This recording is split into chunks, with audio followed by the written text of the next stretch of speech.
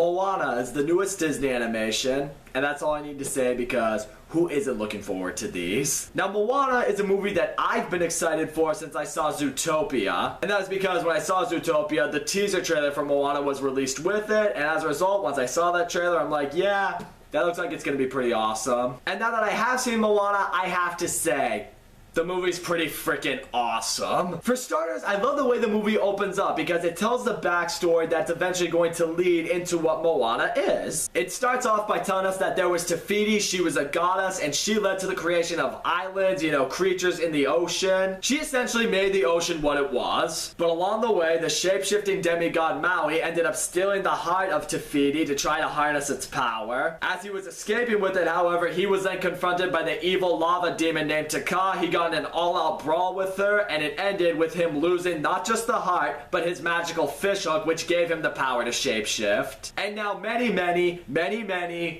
years later, the loss of the heart of Te Fiti is starting to take its toll. The villagers on this island, they are discovering that everything they need to live, it's beginning to disappear. Your fish are swimming away from the reef, their coconuts are spoiling, the vegetation that's on this island, they can't eat it because it's not safe. And this right here, more or less, is where we're introduced to the character Moana. And what I really loved about Moana is right out the gate, she was a character that you could get behind. I mean, she's good-hearted, she's funny, she's ambitious, she's someone who wants to go out into the world and make something of herself. Now right here, let me touch a little bit on the voice acting performance of Ali Cravalho. I'm probably butchering that, but she was the girl that was casted to voice Moana. And none of us knew who she was because she had never been in anything before. This was her first movie ever. I know we've never seen her in a live action movie yet, but she absolutely has a future in at least Disney animations because her voice is amazing. It was just the kind of voice that really blended so well with the character of Moana. It really helped bring that character to life. But anyways, one of the aspects that I really love seeing with Moana is she's someone who proposes, hey, let's go beyond the reef, let's go out into the ocean, and let's see if we can find ways to provide for our island that way. However, her father is really protective of her and everyone else on the island because he is their chief, and he immediately tells her, no one goes beyond the reef. And for a while, I was looking at Moana's father and I was like, dude, you gotta let your daughter and the people on this island just live a little. Let them explore the ocean. What harm could come from that? But what I loved that the movie did is it provided reason to why he was so protective. Moana starts to see it too when her mother explains to her that when her father was younger, he went out into the ocean with one of his best friends. Their boat was destroyed from a terrible storm and his best friend died from it. So right there, I was really glad that the movie at least showed us her father's perspective. However, Moana still has that urge to get out there and explore the ocean. She wants to know what's out there. It's right out here, Moana breaks out into singing the song How Far I'll Go, and I'm gonna say this right now, the music in this movie was fantastic. I mean, it was so catchy, it was so well sang, or sung, I don't know what the past tense of saying is. I loved the sort of Hawaiian feel that it all had. It made it that much more special, I feel. And I'm gonna say this right now, that song, How Far I'll Go, that Moana sings, that is going to be the next Let It Go. Watch it happen. Just don't overplay this on radio, okay? Awesome. However, it gets to a point where Moana's grandmother decides to show her the secret cave, and it's in this cave Moana discovers these ships and these canoes, and it finally hits with her that the island's ancestors were voyagers, and that's why she feels she's destined to go out into the ocean. It's also around this time, though, that Moana's grandmother tells her that when she was a baby, the ocean chose her to bring the heart of Te Fiti to Maui so he may return it to Te Fiti and save the islands. The heart of Te Fiti found her when she was really little, and it was around that point the ocean essentially became a friend to Moana. So at that, Moana is officially off to find Maui with her pet rooster. I'll say this right now, this rooster, probably the dumbest character in the history of a Disney movie, but he made me laugh, so I'm okay with it. Moana is finally able to discover the island that Maui is on, and now I can finally get into what Maui was like. And very quickly, we see that Dwayne Johnson as Maui was perfect voice casting, because Maui immediately comes off to Moana as so cocky, arrogant, completely full of himself. You know, the kind of characters that The Rock is pretty much used to playing at this point. And you know, I guess it also helps that Maui's this really big jack dude like The Rock is, so I guess that's even more fitting. But one of the areas that I also loved with Maui were his tattoos, because he has a lot of them and they were pretty much alive. They could communicate with him, communicate with Moana. It's also just an area of really well animation, especially the fact that that was specifically hand-drawn for this movie. I thought that was impressive. And to really stress just how full of himself he is, Maui just starts breaking out into song, talking about all of his accomplishments and how Moana is welcome. Oh yeah, and then he proceeded to just trap her in a cave and steal her boat. What a guy, right?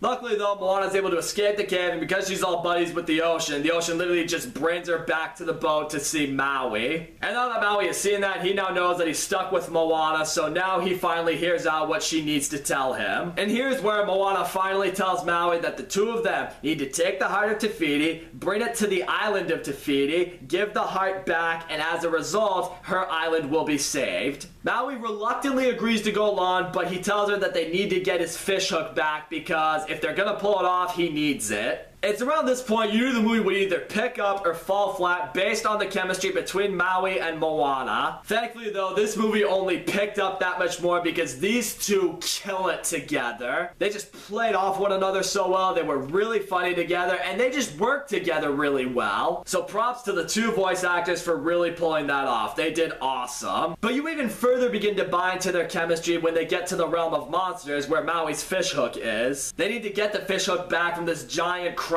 monster, and because Moana is able to distract him as well as she is, Maui is able to get the fish hook back, and now he can shapeshift again. It's just one of those moments where you really see that the two are starting to get each other despite the fact that they were bickering with each other for the longest time, and you really can tell that a team is really starting to form with them. Because after they escape the realm of monsters with the fish hook, Maui has started to teach Moana how to sail, how to navigate, you know, really showing her what it takes to be a great sailor. It just allowed us to not only see the characters work well together, but also seeing them grow from benefiting from one another. So now the two finally arrive at Te Fiti, and they know right here that they have to take down Taka if they're going to deliver the heart back. The goal is for Maui to fight Taka off while Moana gets to the island itself. And this battle was intense, it was thrilling, it looked beautiful animated. Then again, this entire movie looked amazing animated, so that wasn't a surprise. It gets to a point where Maui feels Moana should turn back, but she feels she can try to get to the island because Taka can't go into the water. Unfortunately, that isn't enough, and as a result, Maui's hook is badly damaged by Taka. So much so that one more hit will destroy it. And it's right here, Maui is furious with Moana over her irrational thinking, and it's at this point, because he's just so mad over everything that happened,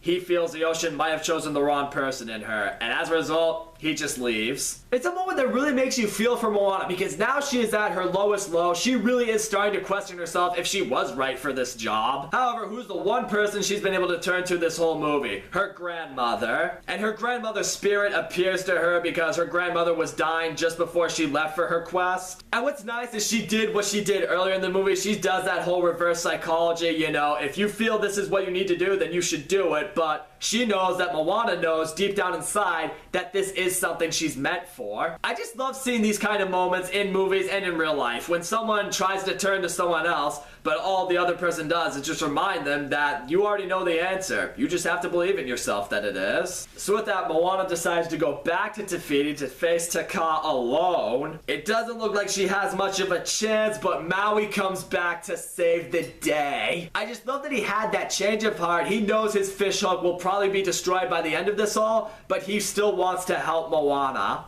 It's another example of the amount of growth his character did in this movie. He's able to fight off Taka. It does destroy his fish hook, but Moana is able to get to the island. But it's right here she discovers that Taka is in fact Te Fiti. Taka is essentially what Te Fiti was corrupted into when her heart was stolen. So with that, Moana uses the ocean to clear a path so Taka can approach her. She's able to insert the heart back into Taka, and she turns back into Te Fiti. So she transforms back into Te Fiti, but one of the moments that I love is when she discovers Maui is with Moana. She gives him that look like, I don't know, it just made me laugh, and Maui even knew. It's like, yeah, I'm not quite off the hook yet. But what I do love is Maui is able to look at her and he says, "You're right to be angry with me. What I did was wrong. I have no excuse. I'm sorry." Lucky for him, Te Fiti is able to accept his apology by giving him a brand new fish hook. So now Te Fiti returns to her island form. Moana and Maui, they emotionally say goodbye to one another. And Moana is able to return to her family and her island, which is now beginning to flourish again.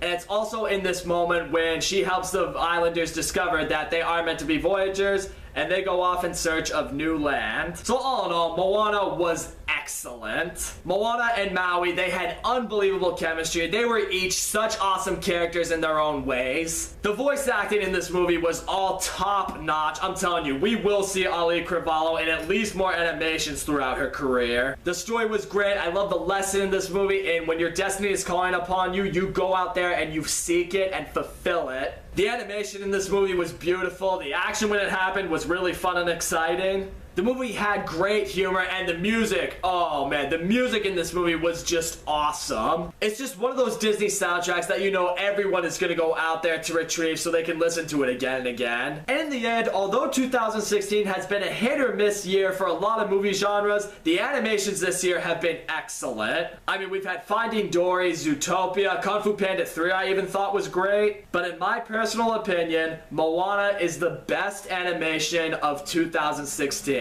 I loved this movie. So that's all I gotta say, guys. Thank you so much for watching my video. Don't forget to leave a comment, like, subscribe, and I will see you all next time.